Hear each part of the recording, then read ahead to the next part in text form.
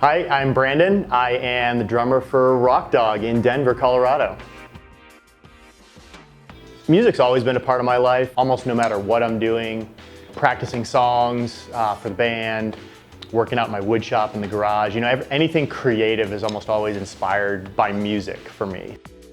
I started playing, I bought my first drum set when I was in high school. I worked all summer after my freshman year in high school, and I took every dollar I made and I walked into my local music store. I think I had a white envelope filled with a giant stack of 20s, and I bought my first drum kit and I just played the crap out of that thing. A few of my bandmates and I were in a band previous to this. We wrote original music, we played it out, and it was a lot of fun. We decided that we were going to start a new project, started learning cover bands. We play rock and roll from a lot of 90s alternative.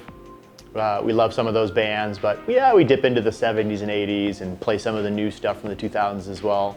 When I'm learning a song with Rock Dog, I do a lot of listening. We're cover bands, we play other people's music, and I want to be authentic to what the original artist was trying to do with a song. So I'm gonna do my best to reproduce that, maybe with just some of my flavor in it.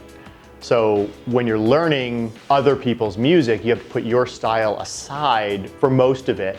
And you're learning lots of different styles from lots of different drummers. So you really just have to do a lot of deep listening. So I'll put on a track and I'll loop it and I will just listen to it while I'm doing something else, kind of get a feel for the song, get a feel for the arrangement.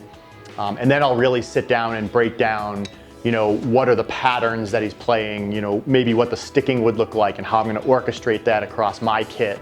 And that's basically how you learn a song. So even when I'm at home, I might be streaming a song.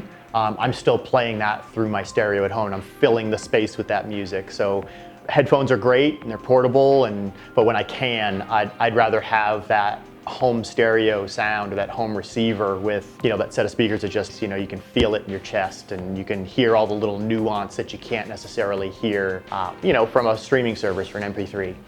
I love to hear that raw, or even if it's not raw, I like to hear that original sound the way an artist wanted it to be. Actually, I prefer to have that big ambient sound. I like being able to hear how it interacts with the environment. You know, you get a lot of what the artist intended and felt at the time.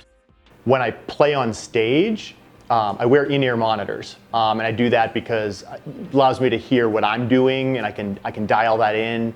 I can hear each member of the band clearly, which you don't necessarily get with the front of the house mix. But the downside of that is I don't get to hear the crowd. I don't get to hear what the crowd is hearing. I get to hear a version of it. We play a lot of local places around here, so it's really nice to kind of connect with an audience through music. When you get people up and dancing, when they're, you know, energized by what you're playing, that's just the best feeling. It's really why we do it, to be honest. We're all creative. We love to play, but playing for or with other people is just fantastic. It's a lot of the reason we do it.